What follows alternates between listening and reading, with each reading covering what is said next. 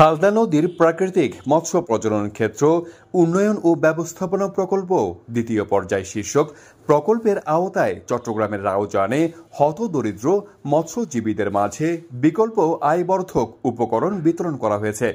বিকল্প আয়বর্ধক উপকরণের মধ্যে ছিল প্রতিটি পরিবারে 2টি করে ছাগল, ছাগলের খোয়ার, খাদ্য ও ঔষধ।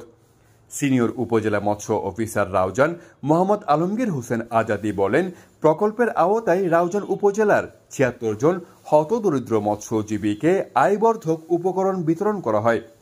রবিবার ২২ জুন সিনিয়র উপজেলা মৎস্য অফিসারের কার্যালয়ের আয়োজনে রাউজান পৌরসভার ১ নং ওয়ার্ডে এই উপলক্ষে আয়োজিত অনুষ্ঠানে প্রধান অতিথি ছিলেন উপজেলা নির্বাহী কর্মকর্তা জিসান বিন মাজেদ।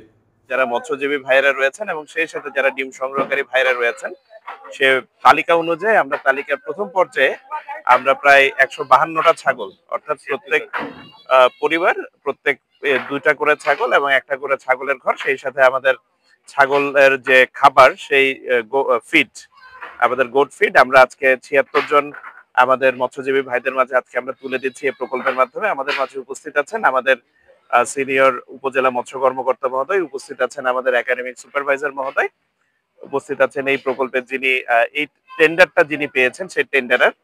আপনারা দেখতে পাচ্ছেন আমরা এখানে ৭৬টা 2টো করে ছাগল পালার জন্য ৭৬টা কাঠের ঘর এবং সেই সাথে 2টো করে ছাগল এবং আমাদের ফিডটা দেওয়া হচ্ছে। এর মাধ্যমে আপনারা জেনে থাকবেন যে আমাদের হালদাপাড়ে যারা বসবাসকারী আমাদের মৎস্যজীবী ভাইয়েরা রয়েছেন, তাদের একটা নির্দিষ্ট সময় কিন্তু আমরা মাছ ধরতে দিতে বারণ করি, কেননা আমাদের হালদায় যারা মা মাছ রয়েছে সেই মা মাছগুলো আমাদেরকে সংরক্ষণ করার বাধ্যবাধকতা রয়েছে।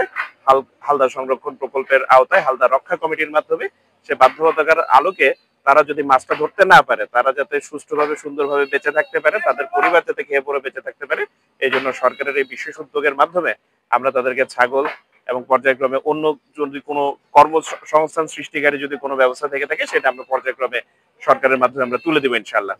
সিনিয়র উপজেলা মৎস্য অফিসার রাউজান মোহাম্মদ আলমগীর হোসেন আজাদির সভাপতিত্বে অনুষ্ঠানে বিশেষ অতিথি ছিলেন উপজেলা একাডেমিক সুপারভাইজার সজল চন্দ্র চন্দ।